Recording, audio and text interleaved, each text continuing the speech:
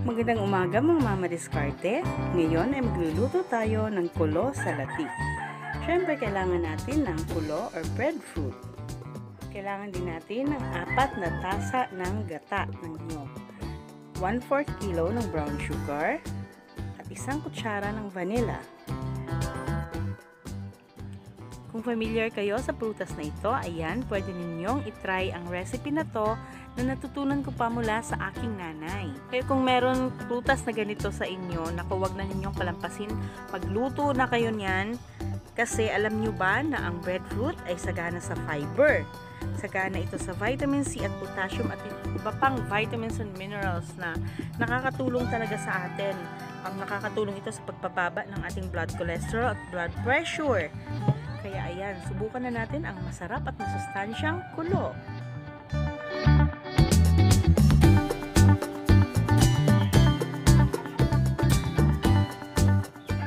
Marami tayong pwedeng gawing luto sa kulo.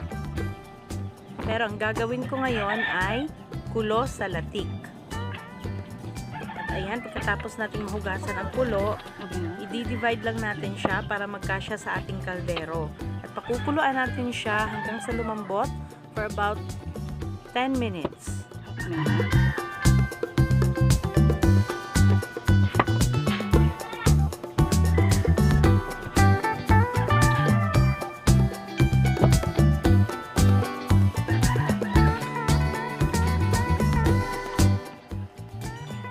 Kapag malambot na siya tulad nito, luto na yan.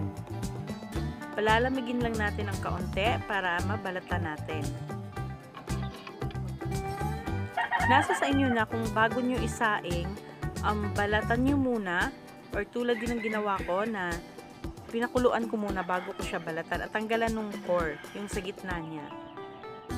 Sa mga hindi familiar sa prutas na ito at nagtatanong kung anong lasa niya, actually, parang ano lang siya, parang yung patatas or parang kamote lang din.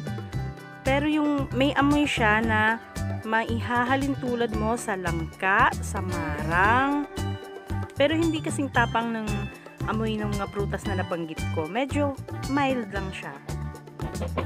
At ang susunod naman ay mamash na natin siya. Hindi kailangan durog na durog kasi malambot na din naman siya.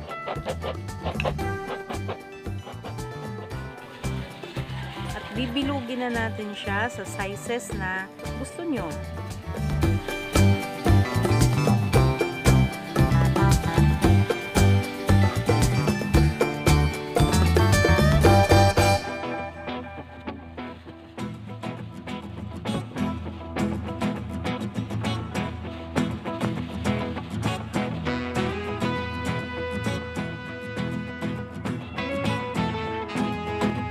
Gagawa na tayo ng ating latik.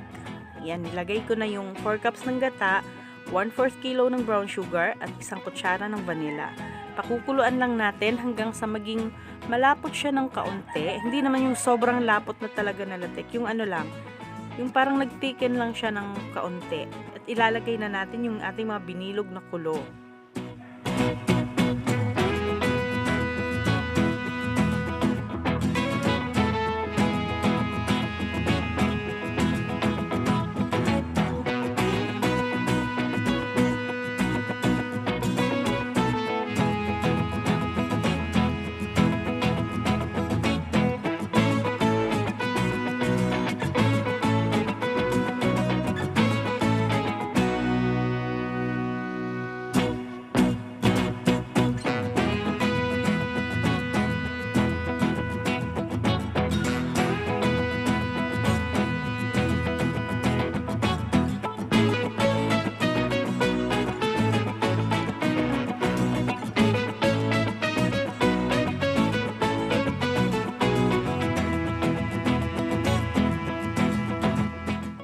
Pag nailagay na natin ang ating kulo, ay pwede na nating patayin ang apoy.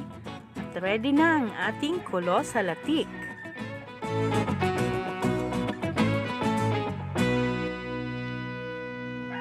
Titikman na natin ang ating kulo sa latik.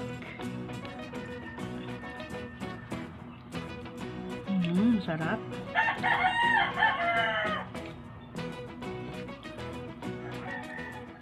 Parang naalala ko tuloy yung yung kabataan ko pag nagluluto si mama nito, tapos kumakain kami, lalo paborito to ng tatay ko.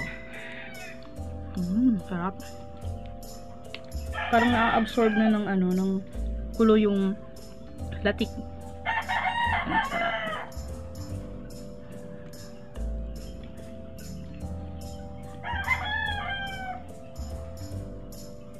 Try nyo to guys, baka may may mga kulo kayo dun sa inyo. May kulo kayo. Ewan ko kung anong tawag nito sa sa ibang lugar.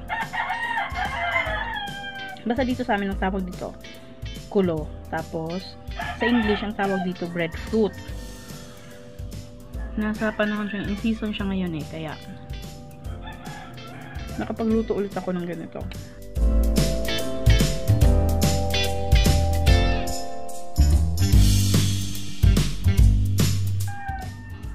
Masarap talaga. Nakakabusog pa. Maraming salamat sa panonood mga mama diskarte. Sa mga hindi pa po nagsusubscribe sa channel ko, please click the subscribe button and hit the notification bell para maging updated po kayo sa mga bagong videos. Maraming salamat ulit sa panonood. Hanggang sa muli. God bless us all mga mama diskarte.